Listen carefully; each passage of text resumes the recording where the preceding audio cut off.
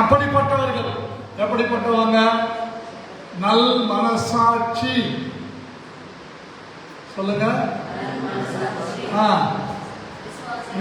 விசுவாச கப்பலை சேதப்படுத்தினார். இப்ப இதுவரைக்கும் தோல்வியே இல்லாம வந்தவங்க ஒரே ஒரு ஆகான் அந்த நல்ல மனசாட்சிய விசுவாசத்தை கப்பலை சேதப்படுத்திட்டா ஒட்டுமொத்த ஜனங்களுக்கும் தோல்வி. அப்போ அவங்கள ஒப்பு கொடுக்கணும், அப்பதான் சரிப்பட்டு வரும். நீங்க கூட ஒப்பு கொடுத்துருங்க. மனைவி ஒன்றும் சரிப்பட்டு வரலையா, அவளை கைய கால வச்சு அப்படியா ஆண்டவரே மனம் திரும்ப பலம் தாங்க, கிருபை தாங்க, அவங்களை உணர்வடையும்படியான சந்தர்ப்பங்கள் அவங்களுக்கு தாங்க. நாங்கள் செய்யறதா ரைட்டுன்னு போறாங்க ஆண்டவரே, அது எல்லாத்தையும் மாத்துங்க. அது என்னென்ன செய்ய முடியுமோ அத்தனையும் செஞ்சு என்ன பண்ணுங்க, மாத்துங்க அப்படின்னு நம்ம ஒப்பு கொடுத்து செபிக்கணும். இந்த யோசுவா அப்படிதான் சொல்லிட்டு சொல்றாரு. இப்பதான் ஆண்டவர் ரிப்ளை கொடுக்கிறார். எப்போ 10வது வசனத்தில் அப்பொழுது கர்த்தர் யோசுவாவை நோக்கி, தம்பி எழுதிருப்பா, ஏன் மேல வந்து தும்மு தூசெல்லாம் கொட்டிக்கின்னு இப்படி விழுந்து கிடக்கிற, எழுந்துரு, நீ இப்படி முகம் குப்புற விழுந்து கிடக்கிறது என்ன? நீ முகம் குப்புற விழுந்து கிடக்கிற? அவன் விழுந்து கிடக்கணும், வேற வழிய கிடையாத. முகம் குப்புற விழுந்து கிடந்தான். இப்படி எல்லா குடும்ப தலைவர்களும் குடும்பத்துக்காக முகம் குப்புற விழுந்து கிடந்தா, குடும்ப தலைவிகள் முகம் குப்புற விழுந்து கிடந்தா, கர்த்தர் எல்லாத்தையும் சரி பண்ணுவார். கர்த்தர் பேசுவார். முகம் குப்புற ஏன் விழுந்து கிடக்கிறார்? இஸ்ரவேல் பாவம் செய்தார்கள், நான் அவர்களுக்கு கட்டளையிட்டேன், உடன்படிக்கையை மீறினார்கள், சாபத்தீடானதிலே எடுத்துக்கொண்டதும், களவு செய்ததும், வஞ்சித்ததும், தங்கள் பண்டம் பாடுகளுக்குள்ளே வைத்ததும் உண்டு. இது நம்ம தான் செய்யறோம், நம்ம தான் செய்யறோம். என்ன செய்யறோம்? பாவம் செய்யறோம், மீறி சாபத்தீடானது எடுத்துக்கொள்றோம், களவு செய்யறோம், ஆண்டவரை வஞ்சிக்கிறோம். வஞ்சிக்கிறதுனா என்னன்னு நிறைய வசனங்கள் இருக்குது, நேரம் இல்லை. அதற்கு ஸ்தோத்திரம். ஆண்டவரே கேட்கிறார், நீங்கள் என்னை வஞ்சித்தீர்களே என்ற. ஒரு சிலர் நினைக்கிறாங்க, பாஸ்டர் காணிக்க வாங்கி என்ன பண்ற,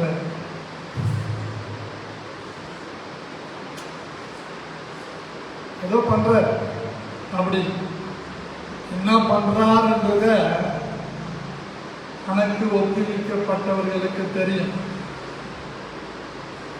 ஏன் என்ன கேட்டீங்கன்னா, தேவனை நாம் வஞ்சிக்க கூடாது, கர்த்தரை வஞ்சிக்க கூடாது. சாபத்தீடானதை நாம் எடுத்துக்கொள்ள கூடாது. சாபத்தீடு எது? வெள்ளி, பொண்ணு, இரும்பினாலும் வெண்கலத்தினாலும் செய்யப்பட்ட அத்தனை பாத்திரங்கள் எங்க இருக்கணும்? ஆசரிப்பு கூடாரத்தில், தேவனுடைய பொக்கிஷத்தில் இருக்க. இது கூட கொடுக்கணும். எப்படி? இது கூட என்ன ஆச்சரியமா இருக்குது. அது கூட கொடுக்க கூடாதுன்னு ஒரு சில அறிவுஜீவிகள், சத்தியம் தெரியாதவங்க, பிடிச்ச முயலுக்கே 3 காலம் சொல்றவங்க யூடியூப்ல பேசுவாங்க. மக்கள் மத்தியில் ஒரு இம்ப்ரெஸ் உண்டாக்கிறது. அதுக்காக ஒருத்தன் பல லட்சம் ரூபாய் செலவு பண்ணி நாடகமே எடுத்திருக்கிறான். அதுல நடிச்ச நடிகரும் சமீபத்தில் போய் சேர்ந்துட்டார். தெரியுமா உங்களுக்கு அவர் யாருன்னு? கீழ்பாக்கம் காதல தான் அடக்கம் பண்ணாங்க அவர். ஏன் நடிக்கிறோம், எதுக்கு நடிக்கிறோம் தெரியாம காசு வாங்கி நடிச்சு, சத்தியத்துக்கு எதிராக பேசி, சாபத்தீடானதை தொட்டு அழிந்து போகிற கும்பல் நிறைய இருக்கிறாங்க. ஒரு நடிகனாயிரு நடிகையாயிரு என்ன கேட்டீங்கன்னா, மனம் திரும்பின ஒரு நடிகரும் நடிகையும் ஆண்டவருக்காக வாழ்வாங்க. அவங்க தான் உண்மையான ஐயா, இயேசுவின் அடியா ஏவிஎம் ராஜன், திருமதி புஷ்பலதா. எப்பவோ கக்கிட்டாங்க, திரும்பவும் அதை நக்கலை. ஆனா சிலர் கக்கிடுறாங்க, நக்கிக்கிறாங்க. என்னன்னு கேட்டா, இது எங்க தொழில், இது எங்க வியாபாரம். நீங்கள்லாம் எப்படி ஒரு கம்பெனியில போய் வேலை செய்து சம்பளம் வாங்குறீங்களோ அதே மாதிரி நாங்கள் இந்த சினிமா கம்பெனியில வேலை செய்து சம்பளம் வாங்குங்க. நல்லா வாங்கிக்க. சாபத்தீடானது தொடக்கூடாது என்பது தேவனுடைய உடன்படிக்கை. ஆனா எடுத்துட்டாங்களே. ஆண்டவர் சொல்றாரு, பாவம் செய்தார்கள்,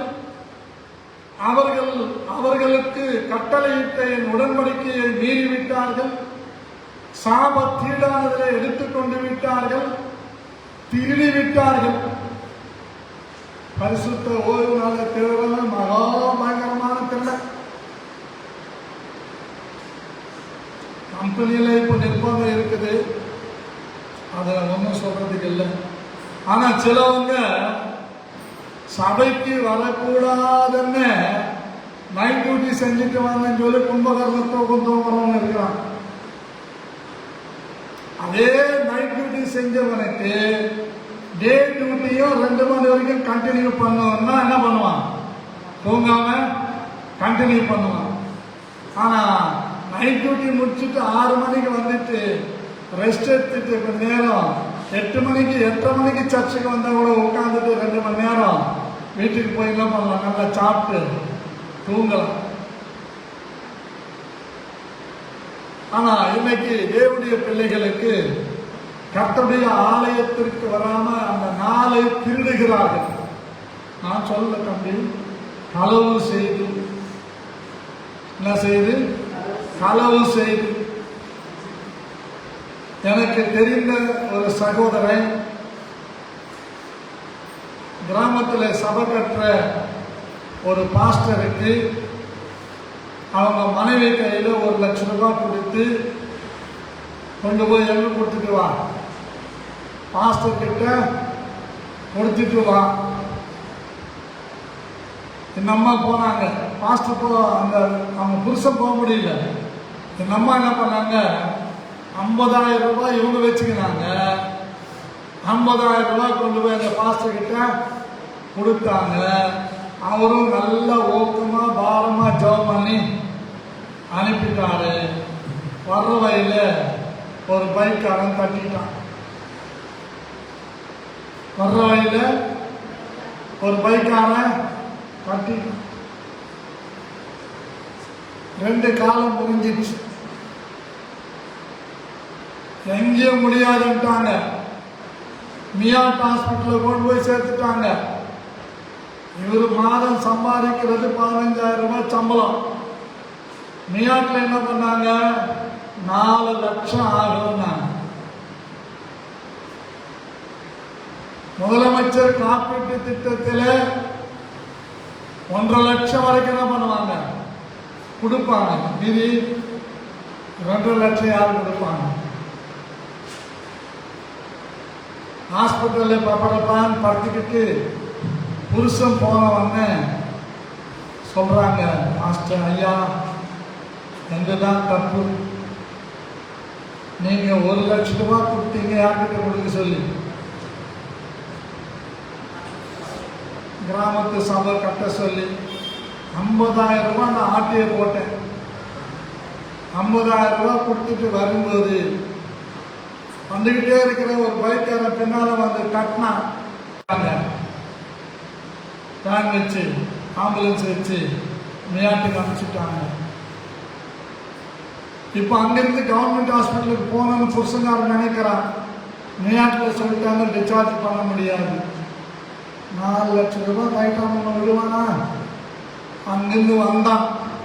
ஒரே ஒரு வீடு 3 லட்சத்துக்கு அடமானம் வச்சான். மனைவியை காப்பாற்றினான். காப்பாற்ற முடியல. உள்ளவே செப்டிக்காயி மனைவியும் அவங்க 4 லட்சமும் போச்சு, மனைவியும் போச்சு, எல்லாம் போச்சு.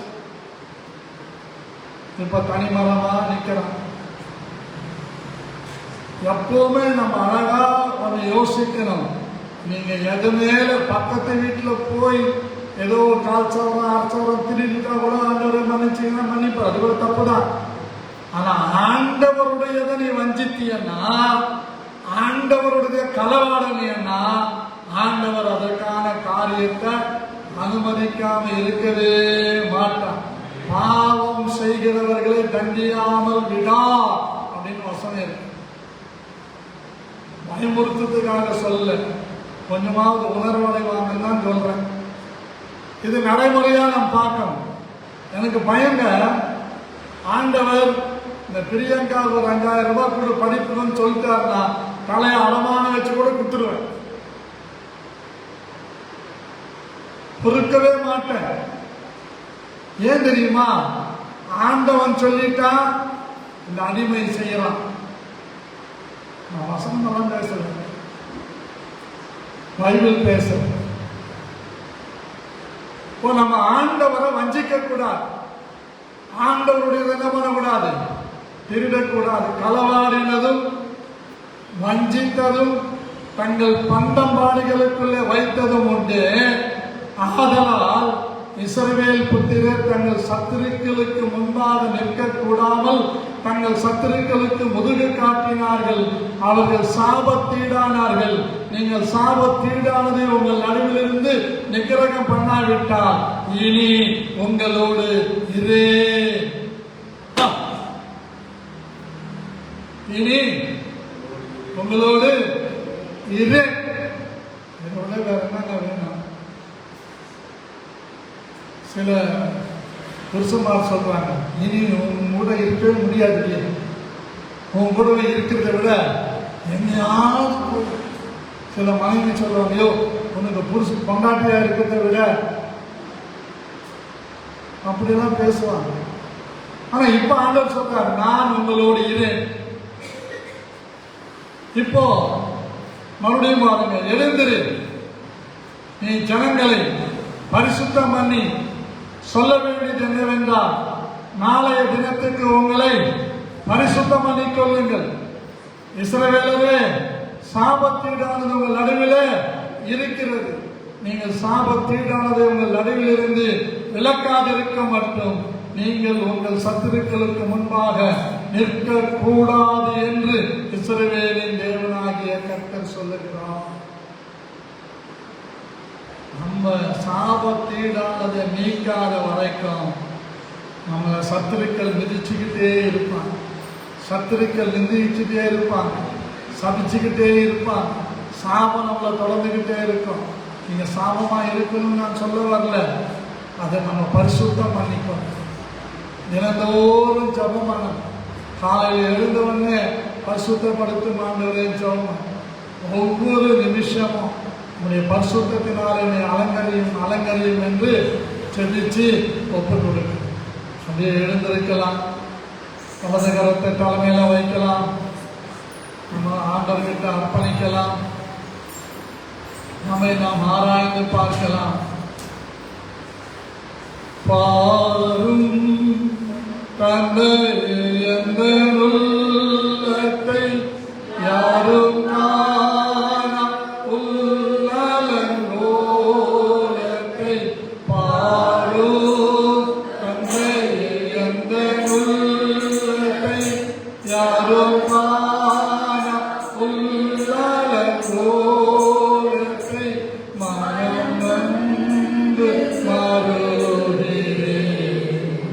Parisu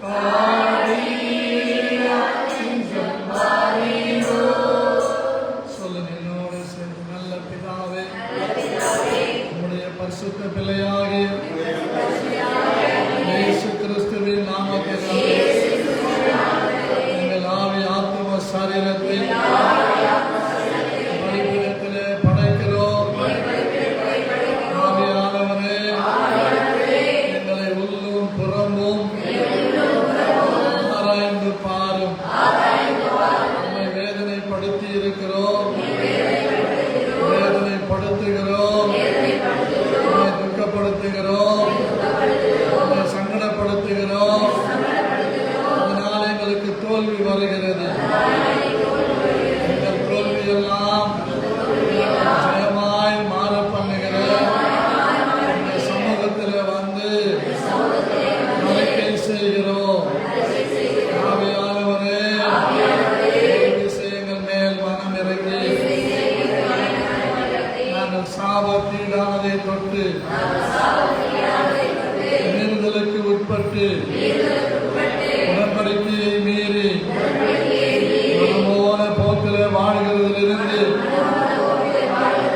எனக்கும் என் குடும்ப தலைவர்களுக்கும் குடும்ப தலைவிகளுக்கும் வாலிபர்களுக்கும் இளம் வாலிபர்களுக்கும் ஒவ்வொரு நாளும் நாங்கள் உணர்வடைந்து திரும்பி எங்களை பரிசுத்தப்படுத்திக் கொள்ளும் போதெல்லாம் நீர் எங்களுக்கு ஜெயத்தை தருகிறீர்.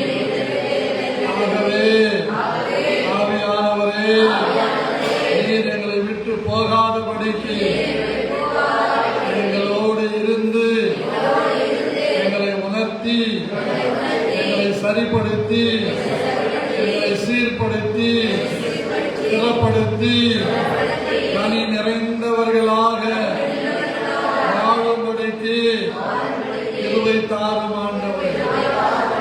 எங்கள் விசுவாச கப்பலை நாங்கள் எங்கள் முரட்டாட்டத்திலே, எங்கள் வஞ்சகத்திலே, எங்கள் சாபத்தீடானதிலே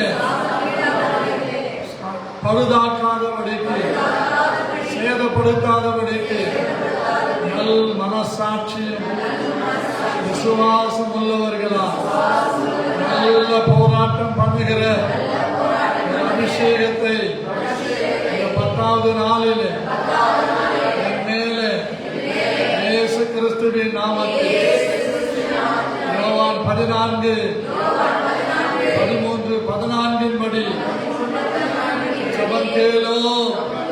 நல்ல பிதாவே,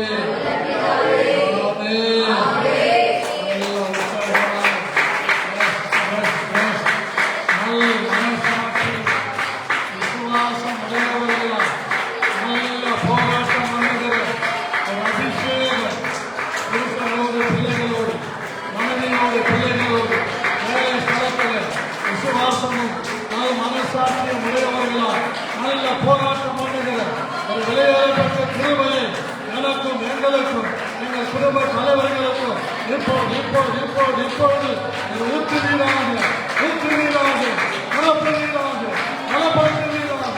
நிரப்புவீராக. எங்கள் விசுவாச கப்பலை நாங்கள் சேதப்படுத்தாமல் அதை நாங்கள் பாதுகாத்து மக்களை சேதப்படுத்தி ஒரு வல்லமையாக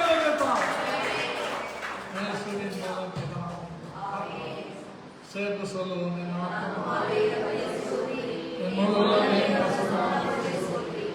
ஆத்மாவே கர்த்தரை ஸ்தோத்திரி. கர்த்தர் செய்த சகல உபகாரங்களையும் மறவாதே.